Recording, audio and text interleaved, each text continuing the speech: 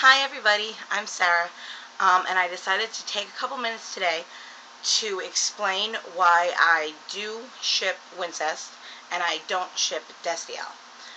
First let me say, I totally respect all Supernatural fans, and all fans in general really, so this is not meant to be offensive to anybody. Please, if you think you would take something like this negatively at all, then don't watch this video. I am just giving out my own interpretation of the canon show, and it's totally cool if you disagree, agree, whatever, but I just have had a lot of people ask me why I ship Wincest, and I figured I should just explain it as well as why I don't ship Destiel. For those of you who don't know, I'm talking about a show called Supernatural. I can't believe that you would actually be here if you don't know this, but it's a show that airs on the CW about two brothers, Sam and Dean, who hunt monsters. It is about to start its 8th season. Yay! And I'm super excited about it. And okay, so the pairings I'm going to be talking about, Wincest, is Sam and Dean together. It's called Wincest because they're brothers, Sam and Dean, so that's the incest part. And Win is also for their Winchester is their last name. And also, us Wincest fans say, because it wins, it's awesome, so Wincest. Lol. And Destiel is Dean, and a character called Cass, who is an angel that comes in season 4 of the show. And Destiel is just a mashup of their names, Dean and Castiel. Okay, so first I'm going to go into why I don't like Destiel. The first thing is that a lot of people say that, they use they use Cass bringing Dean out of hell, saving Dean from hell, as like a reason to show like their love. And of course it was a very big deal, he saved Dean's life, like that's extremely important. But Cass's boss told him to go get Dean. Like, it wasn't as if Cass's love for Dean made him do this thing that he just could not not have Dean. No, Cass's boss sent Cass with a garrison of angels down to hell, and because Cass was the strongest, and the best, most, angel powerful, he was the one who was able to save Dean. So that was his job, not romantic. The handprint that Cass left on Dean's shoulder, that's from angel powers, also not romantic. The second thing, too, is that, Castiel is taking over Jimmy Novak's body. As before the Jimmy Novak episode, you might have been able to say, well, God gave Cass this body to use for whatever he wanted, and have some excuse like that, which I, would have accepted because we didn't have any proof otherwise, But now that we know Jimmy Novak is there, there's only 3 ways that could really go. The first is that Jimmy is... I'm assuming here that someone is a Destiel shipper and that they want Dean and Cass to be having sex on the show, okay? So, assuming that Jimmy is not conscious inside of Cass, okay, then he cannot give consent for his body to be used like that and for his soul to, obviously being there while that's happening, which makes Destiel non-con, okay, because of Jimmy. That's 1 with Jimmy. 2 with Jimmy is if he is in there, Jimmy is aware of everything, and he does not give consent, it's also non-con. 3 is that Jimmy is aware and does give consent, which means 2 things. 1, A, he's an adulterer because that Jimmy's married, and B, it is not Destiel because it's a threesome with Jimmy. So it's Dean, Cass, Jimmy. Um, and, then I started thinking about, other kind of things that kind of get involved when you're talking about someone having a relationship with an angel, like the fact that Cass was going to use Jimmy's daughter's body. Like, I don't think anyone would say that, Dean would have, had physical interactions with a little girl. Like, no. That makes no sense at all. Um, you know, and, or if you're just talking about Cass's angel form, that is, spiritual. Like, he doesn't have a real body that's his. Even Dean can't even hear him. Like in 401, the windows blew out from the power of Cass's voice, like, which is awesome, but not conducive to a romance. um, okay, so that's my big problem with Destiel. Really, is Jimmy Novak. I mean, like, either he's in there and it's non-consensual, because he does not give consent, or he's in there and he does give consent, which makes it a threesome. Of course, the other option is if you believe Jimmy is not in there. And that gets creepy for me, because if you believe Jimmy's not in there, then that means that Cass is inhabiting a corpse. And if Dean is having sex with a corpse, that is necrophilia, which also I cannot do. And again, like, these are just things, like, I'm talking about if you're shipping Destiel as like they are in love, they are like, it's true love, they're like the perfect couple in Supernatural, that kind of thing. I mean, of course, most of us have read all different kinds of stuff in fan fiction, and, having your own kinks is fine, but, like, for me, like, in, like, an OTP situation where I'm looking at two characters together and I'm like, these people are in love, that can't involve non-con, and it can't involve necrophilia. I just don't, like, for me personally, I can't see that happening, especially in necrophilia, because one of the people is dead, so they're not, like, it almost is non-con at the same time. And,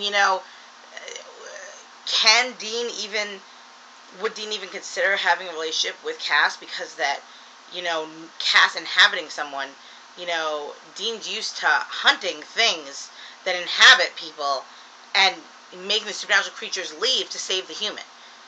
So typically speaking, Dean would hunt Cass, evacuate Cass from Jimmy's body to save Jimmy. I mean, so it's all very technical for me. Okay, the third thing is that, a lot of people say Dean and Cass give each other these really, intense looks, and they have all these great lines together and that kind of thing. And my answer to that is, yes, they do. But that's true for a lot of characters in Supernatural. I mean, a lot. The show is awesome. They have awesome actors. They have awesome dialogue lines. They have awesome plot lines. So for you to say, oh, they have these awesome things together, that's Supernatural. Like that's the show. So you can't sit here and say, well, Destiel have these awesome lines, and ignore Wincest has these awesome lines and these awesome plot line stuff. Which brings me into Wincest, which is my super favorite, my OTP.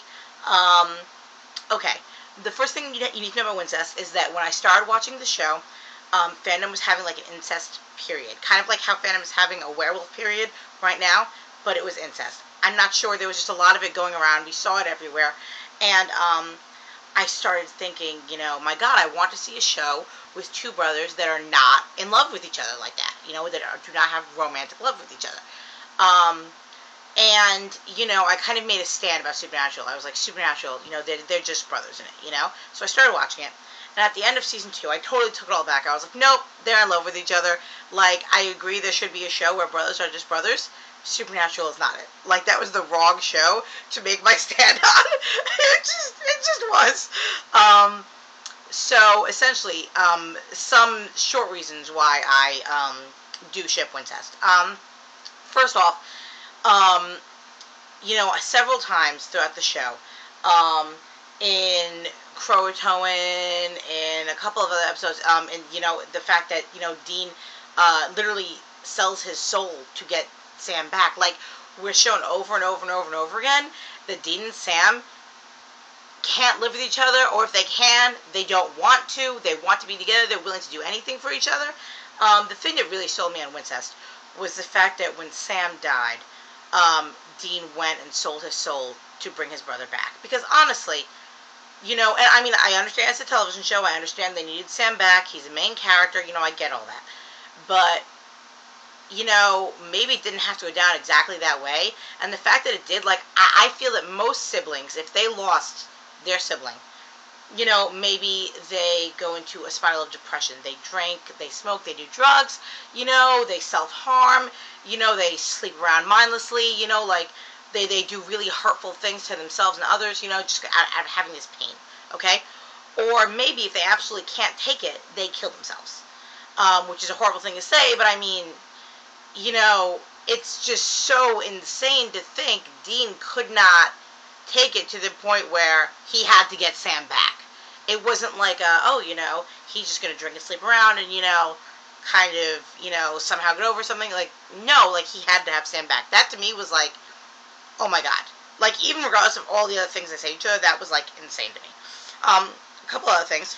They are canon soulmates.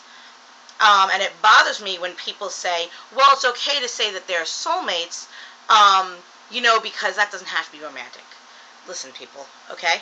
In every show, if in any other situation, okay, people take soulmates romantically. You hear the word soulmate, you think true love, you know, all this other kind of stuff, and the fact that people are like, oh, but in Supernatural it's different. No, you know, the fact that, like, you know, I totally understand if, you know, somebody doesn't like Wincest because of the incest part and they can't get past it. I get that. That's cool. Not judging at all. But, like, to me, like, you can't switch terms when it's convenient for you. Like, if soulmates is romantic. Like, that's it. And Dean and Sam are canon soulmates. I mean, it's said in the show several times they can't live without each other. It's also said they are soulmates in the show. So, I mean, the last thing, quick, that I just find insane to me is in the episode Sex and Violence, the enemy is a siren. And sirens are, you know, known mythologically, known in myth for, like, you know, luring sailors to, you know, their doom by beautiful singing by, like, women, okay? So, you know, these creatures that are supposed to be these really sexy, alluring things, you know, this siren decides for Dean, who's like a womanizer in the show, instead of being a sexy girl, he decides he's going to be like the perfect partner brother. And that's how he's going to get Dean. And it works. Like, this siren, this sexual creature, decides that what Dean wants is a perfect partner, a perfect brother. And, like, think about that for a second. Like he's in Dean's mind, and he knows that what Dean desires is this perfect Sam. You know, like of course, you know, everybody wants their, you know, everyone in their lives to be perfect, but, like, you know, that to me is, like, such unarguable proof. Like, how are you going to get around that? Even in the episode, Dean was the only person who had, like, a supposedly non-sexual, you know, person that the siren was, you know, and yet, you know, sirens are supposed to be sexual. He posed as a, you know, hunter / you know, brother figure for both Dean and Sam. I mean, like, to me, that's so obvious that Wincest is canon. But anyways, I'm gonna wrap this up for right now. Please feel free to, you know, if you have anything I have to say, I would love to hear it. If you have anything, you know, any canon evidence, any logical things you want to tell me, that's awesome. We can have a cool conversation about it as long as we're all calm. And yeah, I hope you enjoyed my video. Thanks for watching. Bye.